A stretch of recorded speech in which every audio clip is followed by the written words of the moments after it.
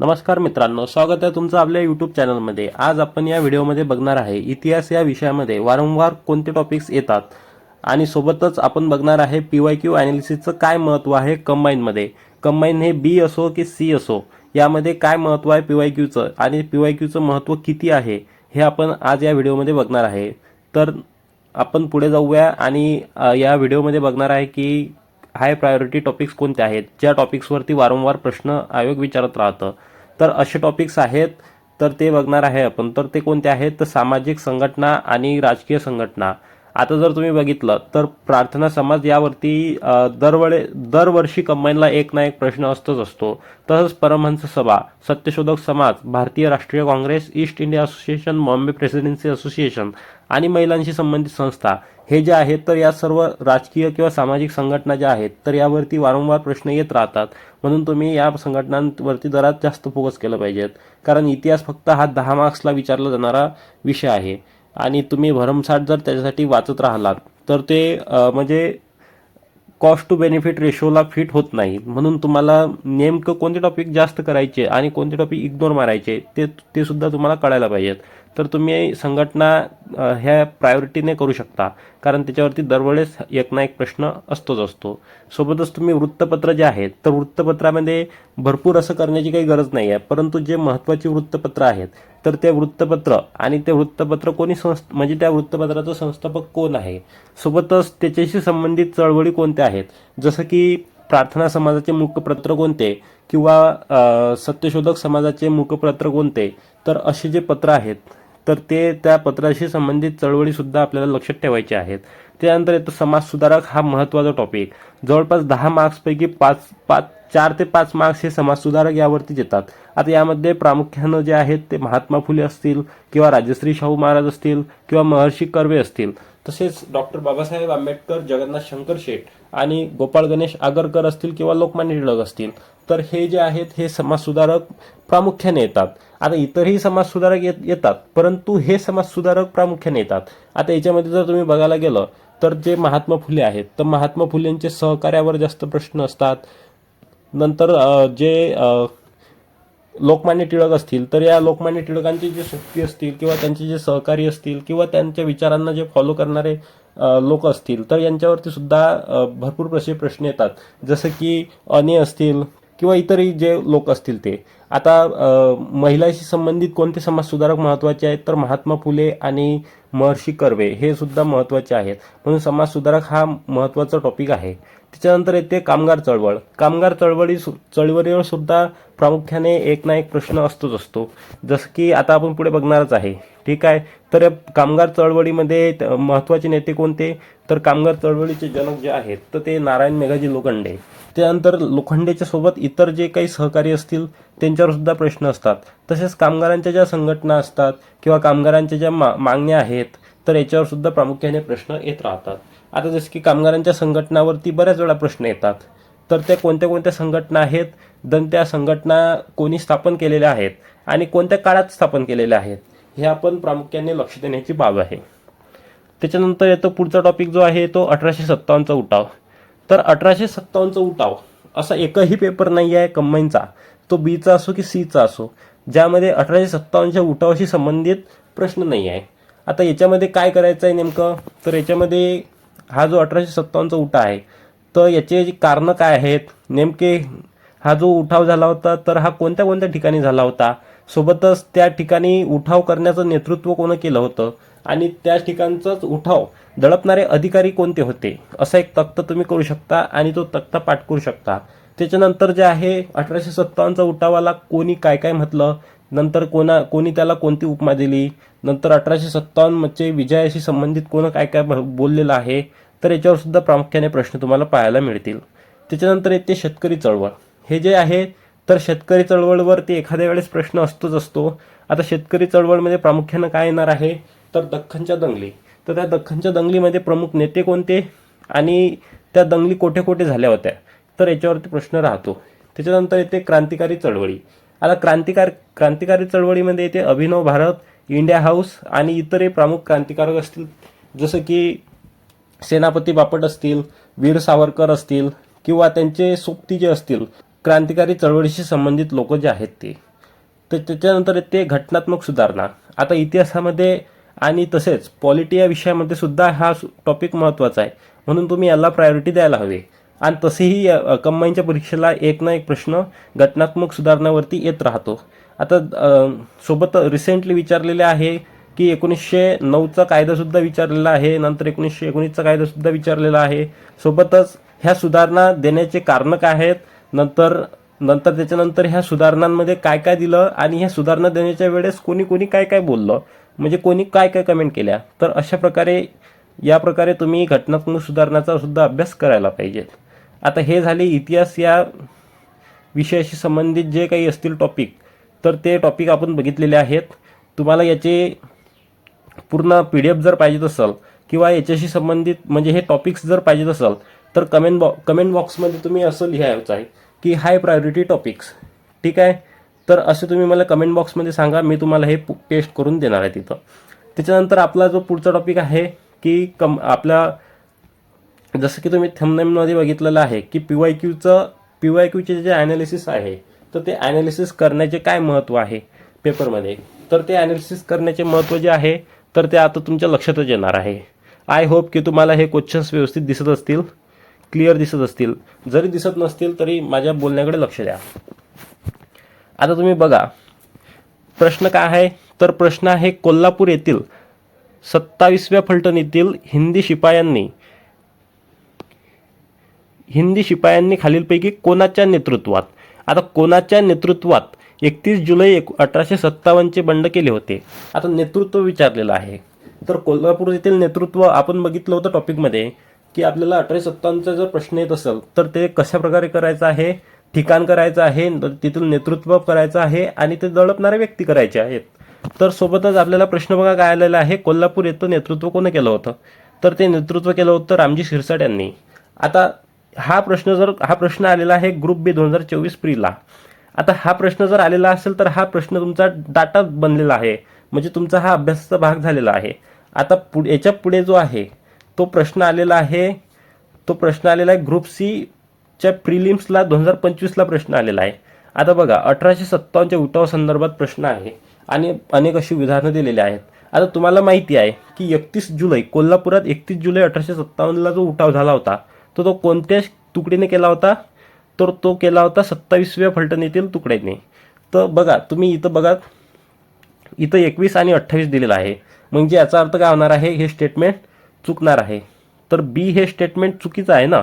तर मग आता तुम्ही ऑप्शन्सकडे जर गेलात तर ऑप्शन्स A मध्ये सुद्धा B आहे म्हणून हे ऑप्शन्स कटणार, ऑप्शन C मध्ये सुद्धा B आहे म्हणून हे सुद्धा कटणार आणि ऑप्शन 4 मध्ये सुद्धा B आहे म्हणून हे सुद्धा कटणार. मग उरते काय, तर आपलं उत्तर उरते डायरेक्टली उत्तर निघून येते ऑप्शन नंबर 2. म्हणजे तुम्हाला यासाठी स्पेशल अभ्यास करायची काही गरज होती का? जरी हा भरभक्कम प्रश्न वाटत असला तरी तुमचा फक्त PYQच्या बेसवरती हा प्रश्न सुटू शकला असता. तर हे आहे PYQचं महत्त्व. आता डबल आणखी जर तुम्ही पुढच्या प्रश्नाकडे जर गेला, आता बघा प्रार्थना समाजाबद्दल कोणती विधाने बरोबर आहेत ते आपल्याला शोधायचं आहे. आता त्यांनी दिलेलं आहे अ, ब, क, ड अशी 4 विधानं दिलेली आहेत. ठीक आहे, तर बघा पहिलं विधान काय आहे, तर दादोबा तरखडकर, नंतर आत्माराम पांडुरंग तरखडकर, वामन आबाजी मोडक, भाऊ महाजन इत्यादींनी काय केलेलं आहे, 31 मार्च 1867ला, किती 31 मार्च 1867ला कुठे मुंबई येथे कशाची स्थापना केलेली आहे, प्रार्थना समाजाची स्थापना केलेली आहे. तर आता या समाजामार्फत सुबत पत्रिका ही पत्रिका सुरू केली होती. ठीक आहे, आता बघा तुम्ही हे जे पहिलं स्टेटमेंट आहे, आता हा प्रश्न आलेला आहे कधीचा आहे प्रश्न, तर हा ग्रुप B 2023ला आलेला प्रश्न आहे. आता तुमच्याकडे डाटा काय तयार झालेला आहे, तर तुमच्याकडे डाटा तयार झालेला आहे 1867ला प्रार्थना समाजाची स्थापना झालेली आहे. ठीक आहे, तर याच्या बेसवरती तुम्ही पुढचा प्रश्न बघा कसा सोडू शकता. आता पुढचा जो प्रश्न आलेला आहे तो 23ला ग्रुप B 23ला प्रश्न आलेला आहे आणि हे बघा पुढचा प्रश्न आलेला आहे ग्रुप B 24ला. तो ग्रुप B 24ला प्रश्न आलेला आहे की प्रार्थना समाजाची स्थापना आपण कधी बघितली आहे, तर प्रार्थना समाजाची स्थापना आपण 1867ला बघितली. आता अ ला जर 3 लावलं तर अ ला 3 ऑप्शन नंबर 1 आणि ऑप्शन नंबर 3 अशी तुमची उत्तरं लवकर निघण्यासाठी फायदा ठरू शकतो. म्हणजे याच्यावरून तुम्ही लवकर उत्तर काढू शकता. आता तसंच तुम्ही जर बघितलं सत्यशोधक समाजाची स्थापना आपल्याला माहितीच राहते की 1873ला आहे. म्हणजे बचं किती राहणार आहे 4, म्हणून उत्तर काय असणार आहे ऑप्शन नंबर 4 ऑप्शन नंबर 3 हे आपलं उत्तर असणार आहे. ठीक आहे. तर अशा प्रकारे PYQची तुम्हाला पुढच्या वर्षीच्या पेपरसाठी मदत होते. त्याच्यानंतर आणखी आपण जर बघायला गेलं तर आणखी आपल्याकडे प्रश्न आहेत. बघा, ग्रुप बी 2023च्या प्रिलिम्सला प्रश्न आलेला आहे की जे 5वे अधिवेशन आहे मुंबईला झाले होते. कुठं? मुंबईला. आणि कधी झाले होते? तर 1889ला झाले होते. आता हा प्रश्न तुमच्यासाठी काय बनलेला आहे? डाटा बनलेला आहे. तर याचं जे उत्तर आहे, तर जे मुंबईचे 5वे अधिवेशनाचे जे अध्यक्ष होते तर ते होते विल्यम वेडनबर्ग्स होते. कोण होते? विल्यम वेडनबर्ग्स. म्हणजे अला जर तुम्ही 3 जर लावलं तर ऑप्शन नंबर 2 काय ते तुमचं उत्तर येते. आता हा काय झालेला आहे? तुमच्याकडे डाटा तयार झालेला आहे. ठीक आहे. आता 5वे जर येत असेल तर तुम्हाला साहजिक गोष्ट आहे की तुम्ही 1, 2, 3, 4 हे सुद्धा अधिवेशनाचे अध्यक्ष ते झाले कुठे, नंतर ते कधी झाले आणि त्याचे अध्यक्ष कोण होते हे तुम्हाला पाठ करणे अपेक्षित आहे. आता याच्या बेसवरती तुम्ही पुढच्या वर्षीचे प्रश्न बघा कसे सोडवू शकता. आता ग्रुप सी 2025ला जो प्रिलिम्सला क्वेश्चन आलेला आहे, तर हा क्वेश्चन जर तुम्ही बघितला तर बघा, काँग्रेसचे 5वे अधिवेशन कधी? 1889 कुठं? मुंबईला. आता कोणाच्या अध्यक्षतेखाली? तर विल्यम वेडनबर्ग्स, कारण आपल्याकडे डाटा तयार झालेला आहे. तर आता विल्यम वेडनबर्ग जर तुम्ही डीला जर 2 ऑप्शन्स लावलं तर उत्तरच आपलं निघून येते. डीला 2 म्हणजे उत्तर काय येणार आहे? Option number 1. म्हणून हे झालं आपलं उत्तर. डायरेक्टली काय तुम्ही म्हणजे PYQच्या बेसवरतीच पुढच्या वर्षीचे प्रश्न सॉल्व्ह करू शकत आहे. त्याच्यानंतर जे आहे, आता या प्रश्नाचा डाटा तयार झाला तुमच्याकडे. काँग्रेसचे 3रे अधिवेशन कोणते आहे? तर 3रे अधिवेशन आहे 1887ला मद्रासला झाले होते. ठीक आहे. तर त्याचे अध्यक्ष जे होते ते होते बद्रुद्दीन तय्यबजी, कारण बला किती आहे? तर 1 आहे. ठीक आहे. आता हा जो प्रश्न आहे ग्रुप बी 2025ला आलेला आहे. आता हा काय म्हणते? 1887ला मद्रास येथे काँग्रेसचे जे अधिवेशन आहे ते कोणाच्या अध्यक्षतेखाली झाले होते? तर साहजिक गोष्ट आहे, आपल्याकडे डाटा तयार झालेला आहे. तर ते कोणाच्या अध्यक्षतेखाली झालेले आहे? बद्रुद्दीन तय्यबजीच्या यांच्या अध्यक्षतेखाली झालेले आहे. तर अशा प्रकारे तुम्हाला PYQचे महत्त्व आहे आणि तुम्हाला हे यातून समजत असेलच. ठीक आहे. आता आपण जे टॉपिक काढून दिलेले आहे तर ते किती महत्त्वाचे हे सुद्धा आपल्याला बघायचं आहे. आता बघा, 1857चा जो उठाव आहे तर या टॉपिकवरती जे आहे तर ग्रुप बी 2023ला सुद्धा प्रश्न आहे. बी प्रिलिम्स 23ला दुसरा प्रश्न आहे. बघा, 1857 नंतर महत्त्वाची भूमिका बजावणारे सेनानी कोणते? आपण बघितलं होतं की काय करायचं आपल्याला त्याच्यामध्ये, म्हणजे ठिकाणं, त्याच्यानंतर काय करायचं आहे तर त्याचं नेतृत्व कोणी केलं आणि ते दडपणारे अधिकारी कोण होते. तर इंग्रजांच्या वतीनं कर्तबगार सेनानी म्हणून कोणी भूमिका पार पाडली आहे? तर असा प्रश्न आपल्याला 23ला विचारलेला आहे. त्याच्यानंतर जे आहे 2023लाच आणखी दुसरा प्रश्न 1857च्या उठावावरती आहे. तर याच्यावरती काय विचारलेलं आहे तर कोणी म्हणजे शिंदे आणि निजाम यांनी भाग घेतला असता तर यशस्वी उठाव झाला असता असं कोण म्हटलं होतं? तर ते विचारलेलं आहे. त्याच्यानंतर जे आहे 2024ला प्रिलिम्सला प्रश्न आहे जो की आपण वरती बघितलेला आहे की कोणाच्या नेतृत्वाखाली, म्हणजे नेतृत्व विचारलेलं आहे. त्याच्यानंतर जे आहे तर 2025ला प्रिलिम्सला सीचा जो प्रश्न आहे ग्रुप सीचा, त्याच्यात सुद्धा 1857च्या उठावासंदर्भात विधानं दिलेली आहेत. ठीक आहे.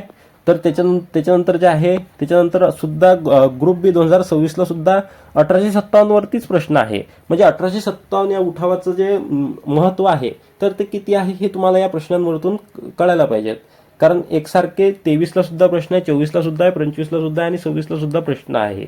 तर त्याचं तुम्हाला महत्त्व कळायला पाहिजे.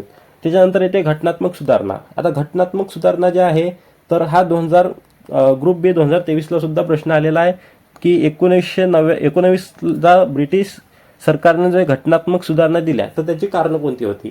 आता साहजिक गोष्ट 2023ला जर हा प्रश्न येऊन गेलेला असेल तर ते त्यांनी कारणे विचारलेली आहेत. तर त्या सुधारणा कोणत्या दिल्यात हे आपल्याकडून अपेक्षित आहे.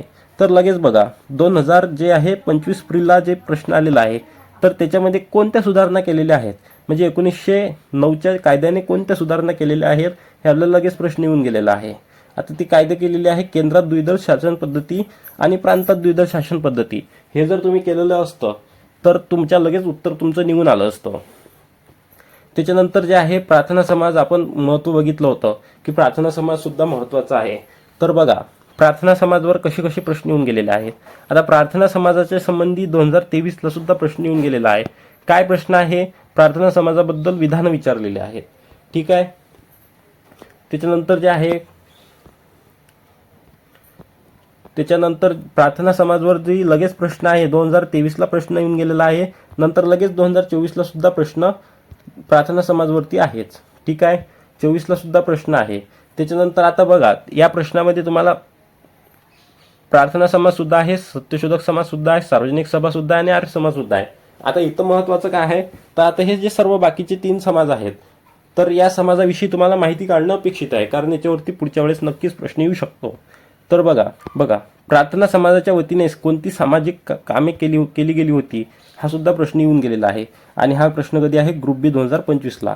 म्हणजे तुम्ही जर बघितलं तर ग्रुप बी 23ला सुद्धा प्रश्न आहे, 24ला सुद्धा प्रश्न आहे आणि ग्रुप बी 25ला सुद्धा प्रश्न आहे. आणि कंटिन्यू प्रार्थना समाजवरतीच प्रश्न आहे. मग याचा अर्थ काय आहे, तुम्हाला प्रार्थना समाज हा खूप डीपमध्ये करायचा आहे. ठीक आहे. तर अशा प्रकारे आपण PYQचं महत्त्व काय आहे तर हे बघितलं.